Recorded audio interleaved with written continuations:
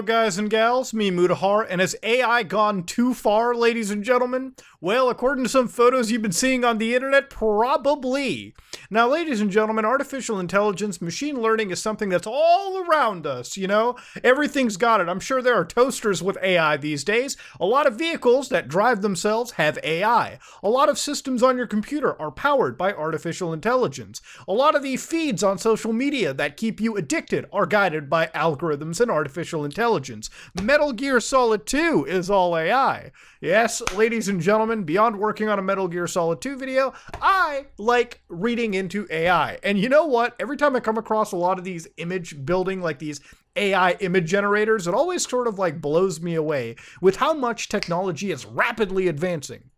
And on the last few days, I've noticed a lot of people sharing the Dall-E Mini. Okay, for those of you who don't know what the Dall-E is, the Dall-E is an AI that's basically, created, in the name of, Salvador Dali, as far as I can imagine. And basically, with how this works is that Dall-E effectively is a tool that somebody can use that basically uses NLP to create basically artistic images. So NLP is effectively, for those of you who don't know, natural language processing. Now, have you ever looked at artificial intelligence in video games like Mass Effect, for instance, where like people talk to Edie, the AI on the ship, and they actually speak to the computer in natural English, like a natural language, whether that be English, French, whatever? That is basically NLP in a nutcase, is the ability for us to basically allow computers to understand human speech patterns. So that one day we can look at a computer and say, hey, can you set the alarm for me? Actually open up your cell phone and just like, literally if you have like a visual digital assistant, literally tell it to do a simple task. The way that it does this is, first off, it says set an alarm. Basically the computer knows set an alarm means I should go in and basically program an alarm. It reads the word 6 o'clock and then it figures out it's AM by hearing the words in the morning. Okay, so basically it's like, hey, they don't want it in the PM, they want it in the AM. That's simply how NLP is done, right? It's a very simple way to assess this. Now, Dall-E has an entire write-up that I would actually recommend for those of you who are really interested and want to read into how this stuff works. It's somewhere to the tune of 75 pages, and if you're ever one that wants to read something interesting, this is where it comes down to. It basically fills up everything. Okay, there we go. That's learning done. Now, this isn't anything new by any chance. A lot of other companies like Nvidia, for instance, have basically done this in the form of Gaugon. You can paint in what you want the system to believe is dirt, for instance, and then you can basically put in things like, hey, we want a house to be somewhere here. So I picked the house. I basically decided that this is where the house is going to be. We want a roof over here. So every house has a roof. You give it the roof pattern over here. And then, of course, all right, if you want fences, you can then isolate fences. All these little blobs and blips can eventually be fed into a system and basically told to generate what the system is, right? So the system has realized, I've told it, that's where the grass is, this is where the house is, this is where the roof is, this is where a fence is, and I told it to give a certain generic background. With this, the NVIDIA AI was able to create what it believes to be a realistic image. Now, of course, Dall-E has gotten even more advanced. It's gotten to Dall-E 2, which is the ability for a new AI system to create even more realistic images using natural language. And in this case, they actually allow you to pick, for instance, an astronaut lounging in a tropical resort in vaporwave style, in pixel art, or in a photorealistic style. This is getting scary if AI is getting this good.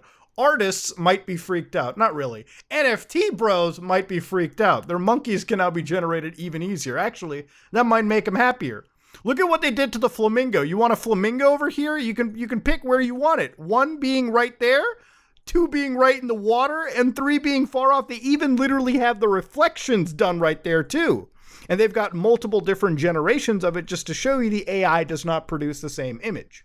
Of course, the more data the AI has to learn from, the more, varied it becomes, the better these images get over time. So where are we at with Dall-E? Okay, for instance, right now in the actual production, we are currently looking at Mutahar Laugh being a bunch of Arab people laughing right now. I think I might have to blur an image out. I know that this doesn't generate adult images, but some of the image results can look susceptibly close to dick and balls, so I have to know what I'm censoring. So right now, basically I told the AI, hey, generate a laugh. It did in fact create a laugh. Now, in some cases, I typed in the word "some ordinary gamers laugh," and basically I just got a fuck ton of anime.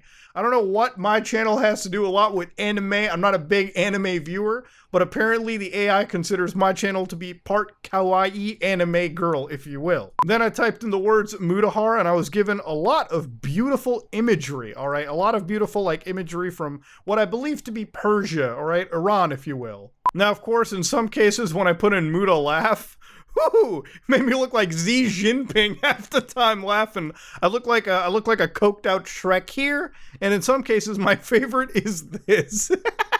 This is becoming a profile picture somewhere. I'm gonna save that, and I'm gonna save that in the the homework folder.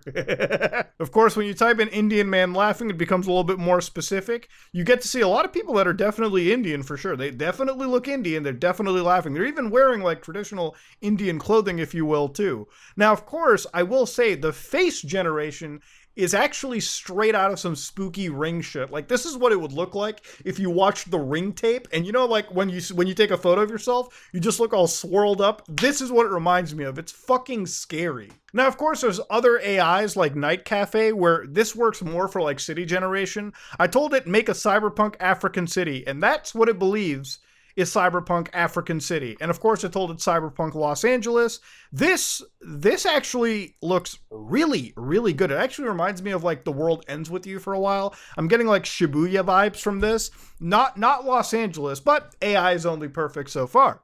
Now, in some cases, you can be really lucky and write the words Hello Kitty in Doom. So obviously the AI knows what is Hello Kitty. That is, in fact, Hello Kitty. Of course, the AI also has a rough idea of Doom. In fact, it knows that Doom is a video game. So in some cases, it generates the HUD over here. But over here, it actually creates like some pretty interesting like gameplay screenshots, like kind of warped, muddy views of what Hello Kitty would look like in Doom. Like this idea of Hello Kitty in the distance as you're about to Doom slay it is one pretty cool example. Now, of course, it gives you 9 pictures. Some of them may be utterly useless. Like, for instance, Muppet Alex Jones. Sometimes the AI will be like, hey, do you want an Alex Jones with a Muppet? And in some cases, it can look pretty damn cool. And sometimes it'll be like, do you want Alex Jones as a Muppet? Which it does a pretty good job of making a Muppet version of Alex Jones. Now, typing in the word Sonic Goatee, you can understand where the AI has been fine-tuned, if you will. So it sort of doesn't stretch beyond any limit. It actually stays very much in terms. It has created Sonic, and when it comes to Sonic Goatee, it sometimes will pair Sonic with a goat. It has not, however, created the blue hedgehog standing next to the goat. This image over here does not remind me of Sonic Goatee. It actually looks like some human centipede shit, and I'm scared looking at it. AI has its limits. All right, and one cannot stretch beyond it in due time. Now, of course, with artificial intelligences comes biases. For instance, we typed in Discord moderator trail cam. Now, obviously, the trail cam footage is quite good here, but of course, the AI has a weird perception of what it considers to be a Discord moderator.